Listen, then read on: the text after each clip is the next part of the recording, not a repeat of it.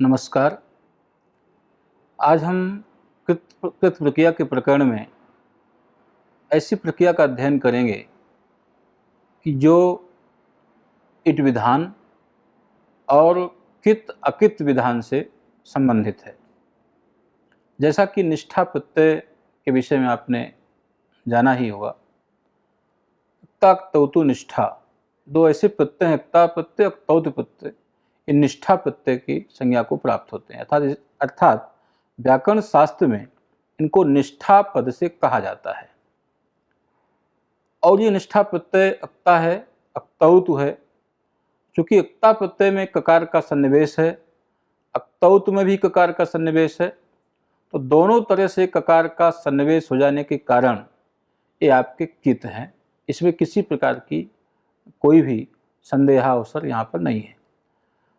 और कित का फल है कहीं कहीं संप्रसारण है, और प्रत्यक्ष जो मोटा मोटा फल है वो गुण और वृद्धि का निषेध किंगित सूत्र के द्वारा तो है ही। परंतु ये अक्ता प्रत्यय या निष्ठा प्रत्यय कहाँ पर कित होता है और कहाँ पर अकित भाव को प्राप्त होता है, इस विषय पर हम आज विचार करते हैं। हमने पहले भी विचार किया है कि ये प्रत्यय निष्ठा जो है आपके, ये अलग अलग अर्थों में इसके प्रत्यय का विधान आपका होता है।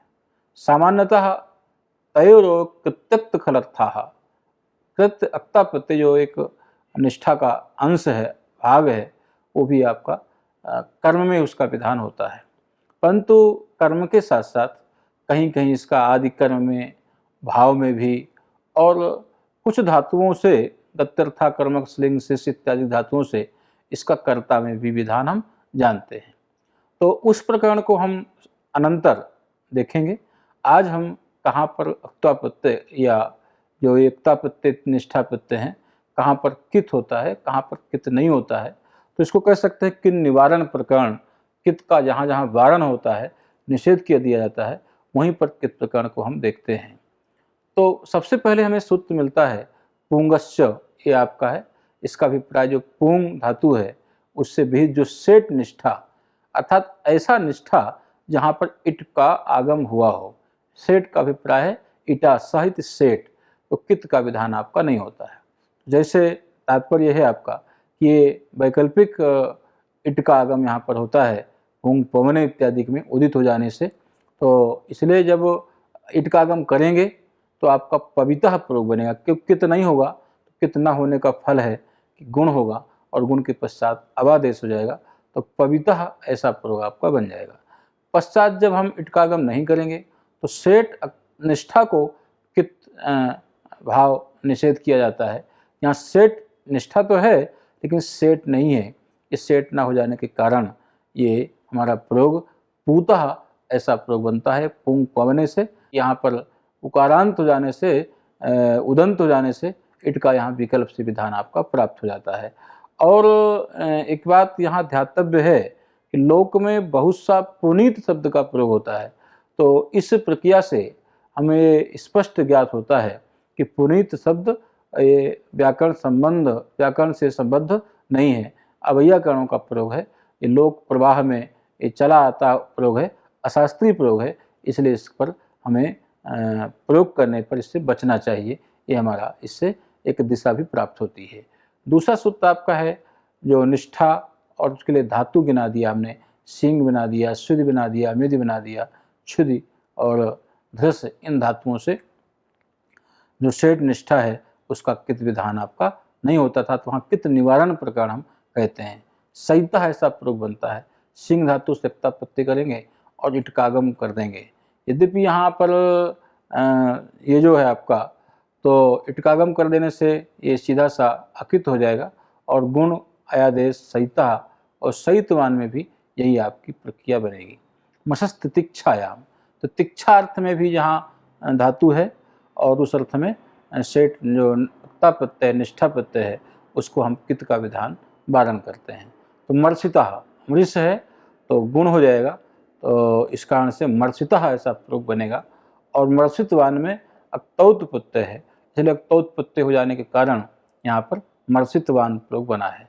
अब विशेष सूत्र है आपका उदुपधात भावादि कर्मणो हो अन्न तरस्याम। व्याकरण की सामान्य प्रक्रिया है, किसी विधि को विधान करता है, फिर निषेध करता है, फिर उसमें विकल्प विधि का विधान करता है। धातु कैसी है? उदुपधात, उकार जिसकी उपधा में हो। उत यहाँ तपरकर्ण है, इसलिए ह्रस्व उकार जिसकी उपधा में हो, उससे भावादि कर्मणो हो।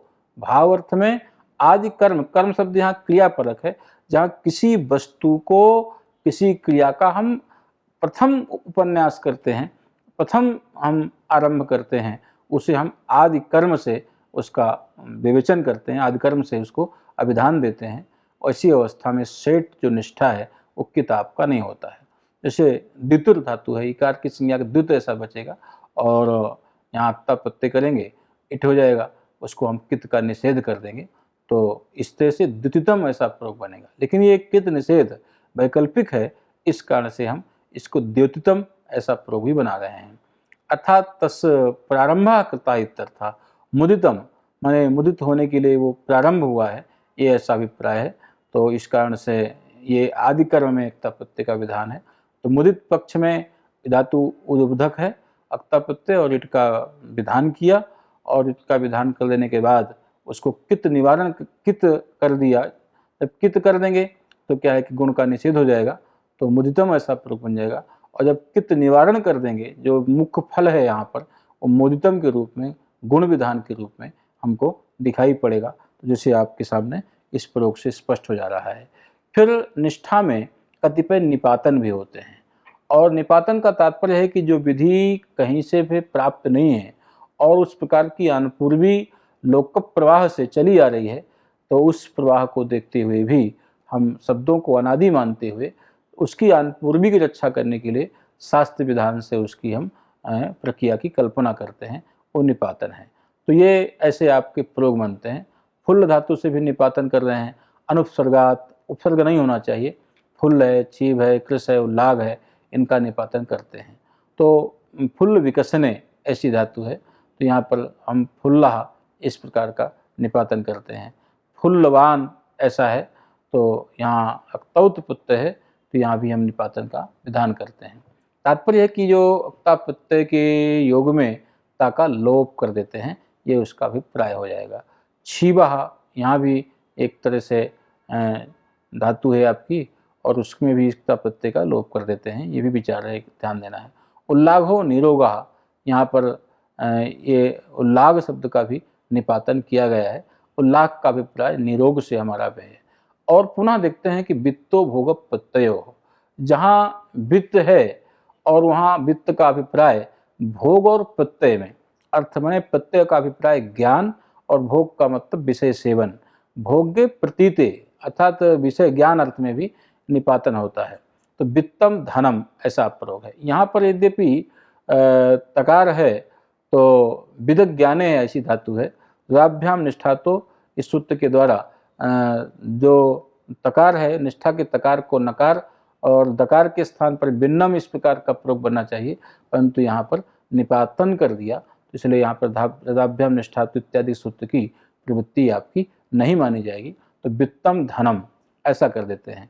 और वित्तम मैंने ज्ञातम इत्यर्थः, ये भी इसका अभिप्राय हमको ज्ञात होता है। सकल शब्द का अभिप्राय है कि जहाँ हम खंड खंड खंड खंड किसी कर देते हैं, वो आप वित्तम सकलम ऐसा प्रयोग माना जाता है। तो भिन्न अन्न अन्न वस्तु है और भित्त अलग वस्तु, खंडित भिन्न भेद का प्रत्यायक है, और जहाँ सकलीकृत वस्तु है, खंडित वस्तु है, उस वस्तु को हम भित्तम शब्द से प्रयोग करते हैं। ये भी आपको इस निपातन से ध्यान देना होगा। और इसी प्रकार से ऋणम अधमरणे, अधमरण का मतलब क्या है कि जिससे हम ऋण स्वीकार करते हैं, उस अर्थ में ऋण शब्द का निपातन रि धातु सक्ता प्रत्यय और उसके स्थान पर तकार के स्थान पर नकार नत्व। तो जो नत्व विधि है, तो ये तकार के स्थान पर, निष्ठा के स्थान पर नत्व विधि है, वही यहाँ आपका निपातन है। इसी प्रकार से देख लें, क्षुब्ध है, स्वांत है, ध्वांत है, लग्न है, मृष्ट है, विरब्धि है, फांठ है, बाढ़ है। तो ये शब्द इन अर्थों में, जैसे हमने मंथन, मंथ, मनः, तपः, सक्त, अविस्पष्ट, इन अर्थों में इसका हमने निपातन का विधान किया है। क्षुब्ध का अभिप्राय क्या है, पहले विचार करते हैं थोड़ा से। यहाँ पर फांट बाढ़ानी इतने तक प्रातिपदिक है, जिनका हमने निर्देश किया है। तो मंथ अर्थ में क्षुब्ध का प्रयोग आपका आता है। तो क्षुब्धा मंथा इत्यर्थः, किसी को जहाँ विलोडित कर दिया जाता है तो यहाँ भी आपका निपातन देखा जाता है। और तात्पर्य क्या है कि जहाँ इट का आगम प्राप्त है उसके इट के अभाव को यहाँ पर निपातन कर देता है। कहीं दीर्घ प्राप्त है, कहीं दीर्घ नहीं प्राप्त है, वहाँ भी उसका निपातन कर दिया जाता है। तो ये सारी प्रक्रिया आपके विशेष रूप से यहाँ पर निपात के रूप में दिखाई गई है। इस सूत्र पर विचार करना ये भी है कि जो प्रथमांत के बहुवचन नपुंसकलिंग का बहुवचन वचन है उनका निपातन है, और मंथ मनः तपः इत्यादि जो तमः इत्यादि जो शब्द हैं ये अर्थ का निर्देश है। तो ये यथासंख्य मनोदशा समानाम के नियम से क्रमिक अन्वय कर लेने पर भी इनकी अर्थ की प्रतीति आपकी हो जाती है। तो इस तरह से जो अर्थ की प्रतीति के बाद जो व्यवस्था बैठी हुई है ये निपातन की व्यवस्था में आपको स्पष्ट रूप से दिखाई पड़ता है। तो मेरा अभिप्राय यही है कि जितने भी शब्द हैं कदंत में, जो उसकी कदंत की जो प्रक्रिया प्राप्त होती है आपकी, वो कहीं पर निष्ठा प्रत्यय को वक्ता प्रत्यय के स्थान पर नकार का विधान, कहीं पर नकार के स्थान पर जहाँ जहाँ नकार का विधान प्राप्त नहीं है या इट का विधान प्राप्त है, इट के विधान को भी निपातन के माध्यम से यहाँ पर क्षुब्ध स्वांत ध्वांत इत्यादि सूत्रों में बहुत अलग अलग अर्थ विशेषों में निपातन किया गया है। इसका विशेष करके जो यहाँ तो सूक्ष्म निदर्शन है, सिद्धांत कौमुदी इत्यादि पर इसकी विशिष्ट व्याख्याएं भी दी गई हैं। आप इस सूत्र को समझने के लिए वहाँ से सहयोग भी प्राप्त कर सकते हैं। तो मैं ये मानता हूँ कि आज के पाठ में इतनी सामग्री कृत प्रक्रिया के सामान्य प्रबोध के लिए जो अपेक्षित है वो पर्याप्त है। और इतना ही कहकर के इस पाठ की समाप्ति करते हैं।